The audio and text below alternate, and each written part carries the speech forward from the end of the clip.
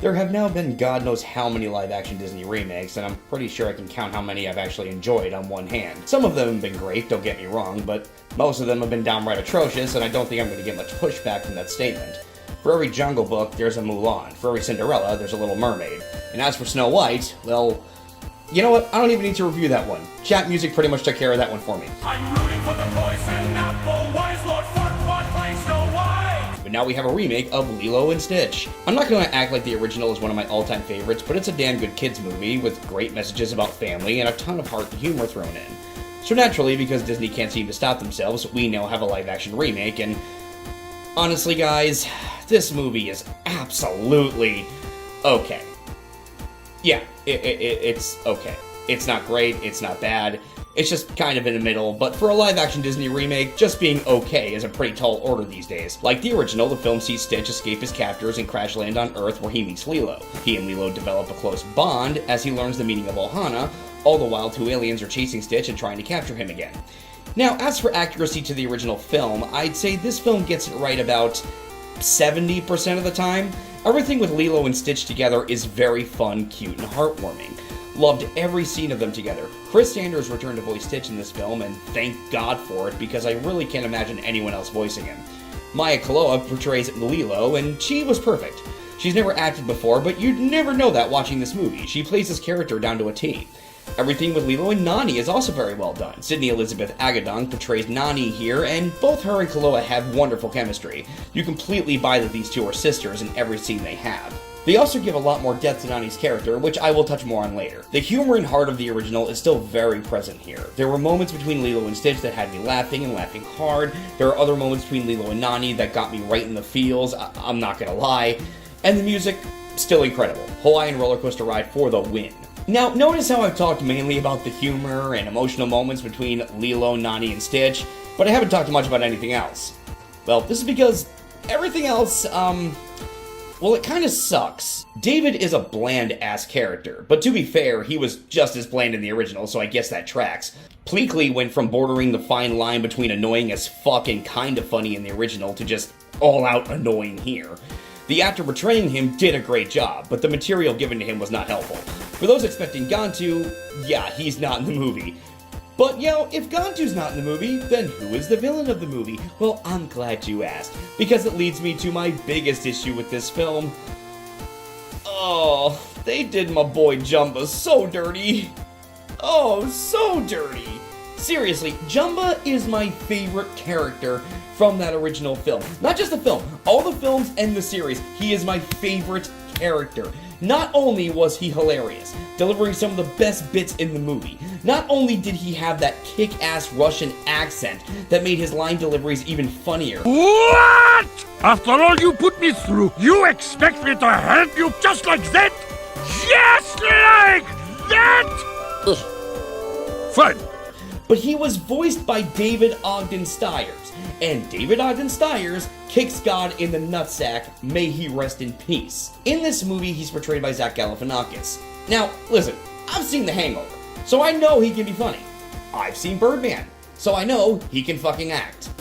You would never know either watching this movie.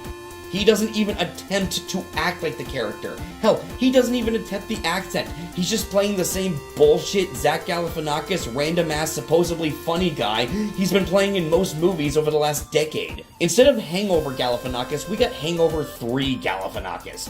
Unfunny, unbearable, and ungodly irritating. But going back to what I was talking about earlier, Jumba is the villain here. He's the one that captures Stitch, he fails, he gets captured, whoop-de-fucking-do. Yeah, that was totally worth giving up Gantu for. Lastly, and this also extends to the Jumba problem, with the exception of Stitch himself, who looks damn good, the CG in this movie is absolutely atrocious. Jumba and Pleakley look horrible. I don't know who signed off on the CGI, but please fire them. This shit don't even look finished. I mean, listen, I haven't watched Quantumania in a few months, but I don't even remember MODOK looking this bad. Overall thoughts here, like I said, the movie is okay. It has enough humor and heart between Lilo, Stitch, and Nani to keep it afloat. The music is nice and the themes are well presented and carried over nicely from the original. It's not the best Disney live-action remake, like not even close, but for what it is, it's fine. Would I watch it over the original? No.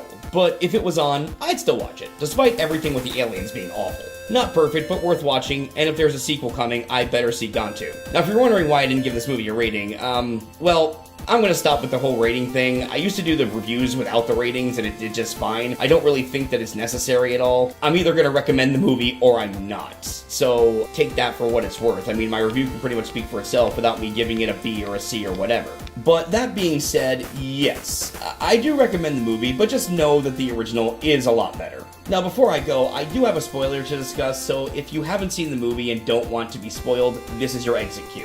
If you've seen the movie, here we go. There is a particular plot point in this movie that's getting memed to death online. And honestly, I think everyone is making a bigger deal out of it than it really is. Now, in the original film, Lilo and Nani stay together at the end. They all rebuild the house. Nani hooks up with David. Everyone pretty much lives a happily ever after, like a typical Disney fairy tale. Oh, yes, it's so precious. In this movie, at the end, Nani gives up Lilo to David and his mother to attend college. Now, on paper, you might be saying to yourself, "What? What the fuck?" However, when you see it in the context of the movie, it makes sense. Nani is not prepared to raise Lilo, and you see her grappling with that and fighting it through most of the movie, giving up all her dreams and aspirations to take care of her sister because she feels her sister is more important. And as I said, David and his mother, two people well established in this film to be family to Nani, offer to take in Lilo at the end as her guardians. This way, Nani can still see Lilo and have her in her life, and the Ohana does not have to be broken. They even show her using Jumba's stolen portal gun to visit Lilo while she's in college. So while Nani still gives up custody, they are still Ohana, and it's a nice compromise. Honestly, yeah, I understand how people are memeing this and making it a bigger deal than it is, but I personally wouldn't meme it. I personally applaud Disney for having the balls to do this. This was definitely a gamble, showing not only does family extend to more than blood, but that family does not just mean being there. It means doing what's best for you, even if it doesn't seem that way. So yeah, the plot point pissing everyone off didn't really bother me. It aimed for something more real world, and while it isn't handled perfectly, it makes an admirable effort to explore a new side of Nani we've never seen and do something unique. That's my opinion on that. Let the hate mail flow. So have you seen the remake of Lilo and Stitch? Please comment below and let me know your thoughts, and if you want to see more, please subscribe for future content.